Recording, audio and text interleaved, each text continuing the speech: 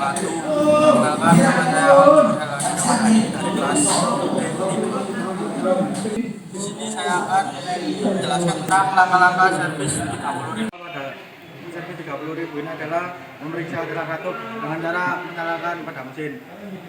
Menyalakan pada mesin? Nah, apa mesin penyalakan?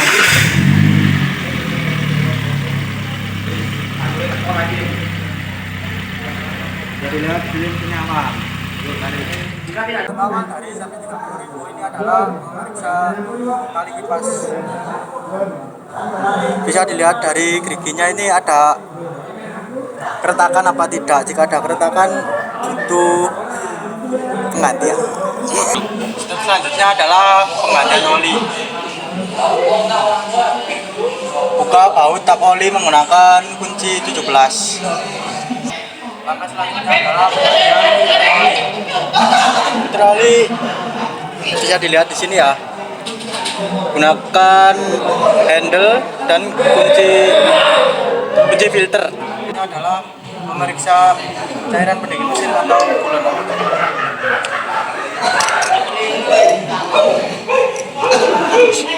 Selanjutnya adalah memeriksa pipa gasbor.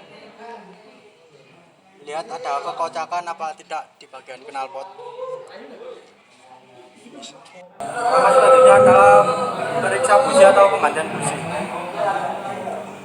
Kita ukur menggunakan alat yang bernama cooler dengan menggunakan ukuran 0,90. Bisa dilihat ini sudah pas ya. Langkah selanjutnya adalah memeriksa baterai. Kita menggunakan alat yang bernama voltmeter. Pindah ke volt dahulu, lalu cek plus merah, min hitam. Nah,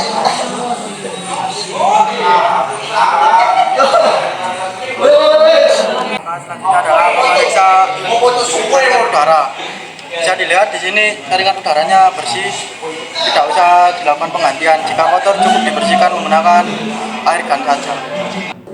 Langkah selanjutnya adalah memeriksa saluran selang blow by gas ya.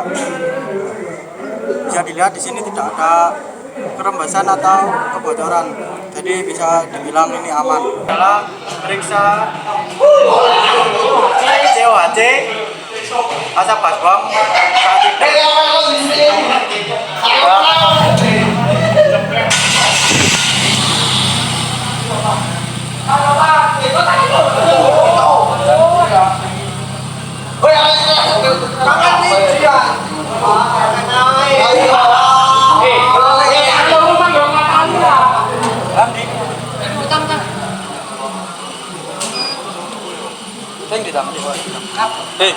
Coba dia. Bisa dilihat hasil pengetesan COHC. Dapatnya segini angkanya. Langkah berikutnya adalah periksa pedal kopling dengan cara mengukur free play. Hasil ukuran dari free play minimal 15 mm, jika ada lebihnya 2 mm. Langkah berikutnya adalah periksa pedal rem. Mengukur free play dengan ukuran 0,5 sampai 2 mm. Langkah berikutnya adalah periksa tromol rem dan pelapis sepatu rem gerak bebas brake shoe dengan ukuran 1 mm. Periksa kebocoran pada seal. Jika ada, lakukan penggantian, dan jika tidak ada, cukup cek saja. Langkah berikutnya adalah periksa rem parkir atau handbrake. Kondisi setelan 4-7 klik. Jika setelannya kurang atau kelebihan bisa disetel kembali ya. Berikutnya adalah periksa brake pad dengan ketebalan 1 mm. Periksa disc brake. Periksa ketebalan dengan ukuran 17 mm dengan menggunakan alat jangka sorong. Langkah berikutnya adalah periksa silinder, master, dan roda. Tidak ada kebocoran. Jika ada kebocoran, lakukan penggantian. Jika tidak ada, cukup cek saja. Berikutnya adalah periksa minyak rem. level minyak jika di upper cukup dicek saja, jika di lower bisa ditambahkan minyak remnya. Berikutnya adalah periksa selang dan pipa saluran rem. Jika tidak ada kebocoran, lakukan pengecekan saja. Berikutnya adalah periksa minyak kopling. Level minyak jika di lower cukup ditambahkan saja, jika sudah upper cukup lakukan pengecekan saja. Berikutnya adalah memeriksa minyak power steering. Level minyak jika sudah di upper cukup dilakukan pengecekan saja, jika di lower bisa ditambahkan minyaknya. Berikutnya adalah periksa roda kemudi dan lengan penghubung kemudi. Mengukur free play dengan ukuran 10 mm dengan menggunakan alat jangka sorong. Langkah berikutnya adalah periksa pengaturan roda depan dengan cara memutar kemudi. Jika terdapat oblak, lakukan pengecekan lebih lanjut. Berikutnya adalah periksa ball joint dan gas cover. Gas cover dicek robek atau tidaknya.